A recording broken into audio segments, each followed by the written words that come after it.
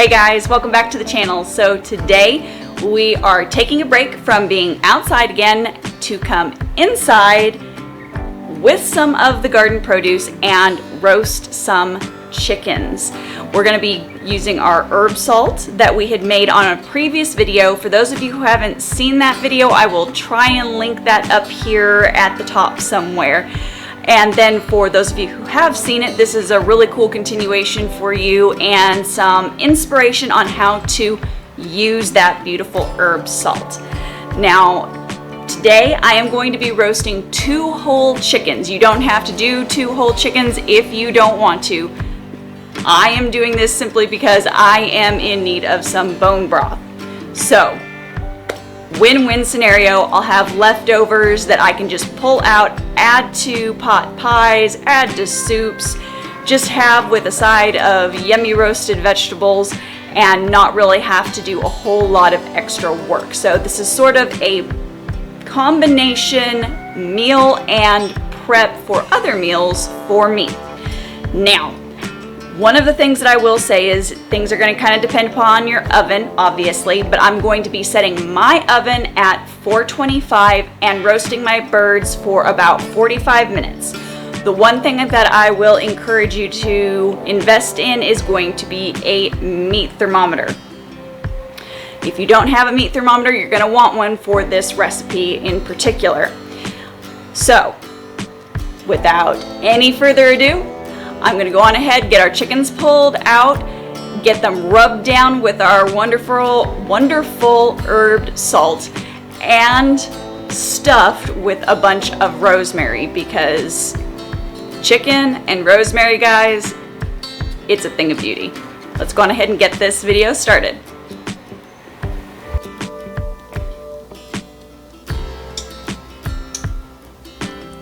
Alright guys, as you can see, I have my 2 birds in cast iron skillets. Now, this is optional. I like the texture that the cast iron lends to my chicken. You don't have to do a cast iron pan if you do not have one. You can use a Dutch oven, Corningware, whatever you have on hand. So don't feel like you have to go out to the store and buy a whole lot of stuff.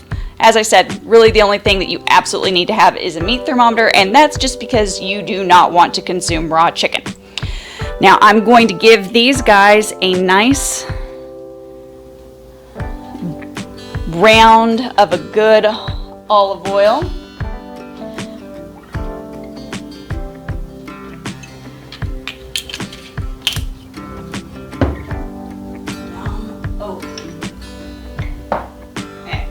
Then we have our, of course, beautiful herb salt. Now, if you are new to roasting whole chickens, the one thing that I did have to learn, and that I will go on ahead and make it easy on you if you are new to the whole roasting birds game, you want to salt and season your whole bird more than you would just a leg or even a breast.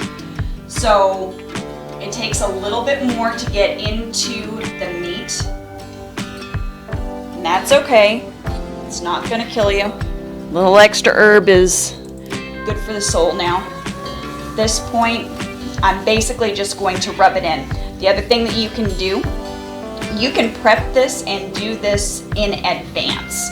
So if you want to leave it, say, sitting in the herbs to marinate, basically, or act like a dry rub, you can do that. A good thing to mix in here, if you have it on hand, you could add like a white balsamic vinegar, would be really good in here, especially if you're wanting to do a 24-hour kind of a brine type thing. You can have a little bit more flavor that way, a little bit of extra tenderness. Plus, it's easy to do just the night before you go to bed. Go on ahead and get a Ziploc bag going with some olive oil, a little balsamic vinegar, some of the herb salt, and then just kind of massage it in, and you'll have even more flavor than what just doing this is going to give you. All right, let's keep going here.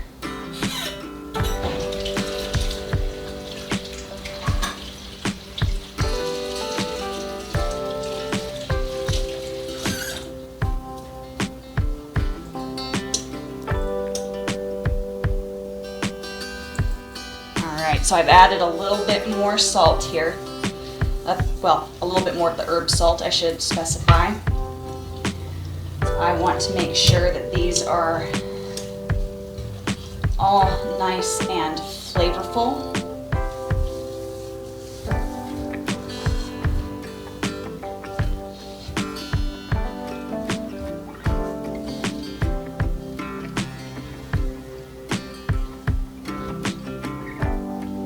All right, so I've got some fresh rosemary here from out in the garden. I'm just gonna go on ahead and shove it in the cavity here. This guy has all the giblets and everything. I will save those for the bone broth making. If you want to go on ahead and make a stuffing, you can. You can go on ahead and take them out of the package and missed a piece of rosemary there. That's not good. Anyway, you can take the giblets and then you can make a stuffing if you want to, and chop up the rosemary and do a rosemary. If you have leftover bread pieces and do a bread stuffing in here, you can definitely go on ahead and do that. No rules in regards to that. I just know that I enjoy adding the giblets to my bone broth. I think it gives it a little bit of extra flavor and a little bit of extra oomph when I'm going to cook with that bone broth. All right, so now all we need to do is wait for the oven to finish preheating at 425, and then I'm going to pop these guys in for 45 minutes. I am going to cook them breast up. As you can see, I've got them breast up. If you want to be really, really detailed about it, you can get some twine and you can, twine this guy up and make it all look professional. I'm not doing that. I'm not worried about the way that it looks. It's not going on the table for display. I'm just literally going to be roasting it, eating some tonight, and then saving the rest of it for the freezer, and then saving the bones for some bone broth this weekend. All right, so that's that step. Catch you as soon as the oven is ready.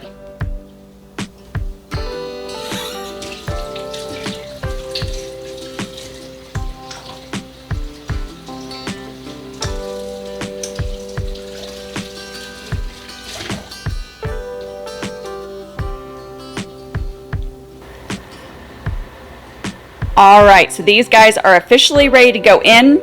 Our oven is at 425. One thing that I did not mention earlier is that in this herb salt, I do not have black pepper in there. I have some family members who aren't crazy about black pepper, so I just leave it out just in case I'm making something and taking it over to them. So what I did is I went on ahead and I put some black pepper on this as well, just to give it a little bit of extra flavor. But that's 100% up to you. You don't have to do that if you don't want to. But let's go on ahead and get these guys popped in the oven and roasting for 45 minutes.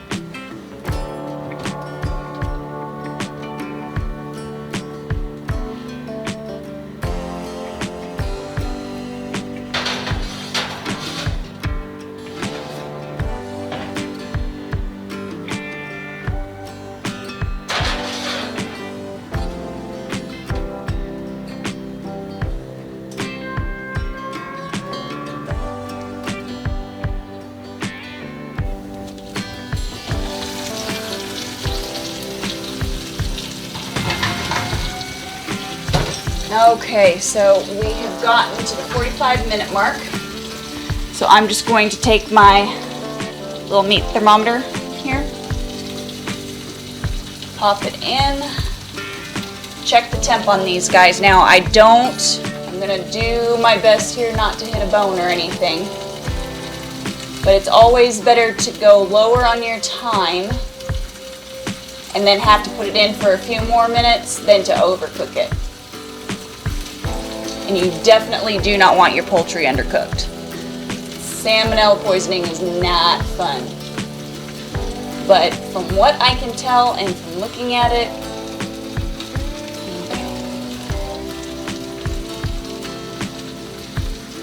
we are almost there.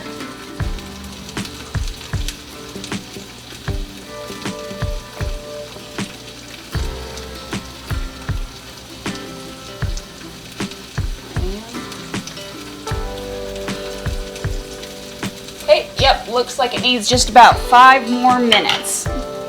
So we're gonna pop this back in and we'll be back in 5.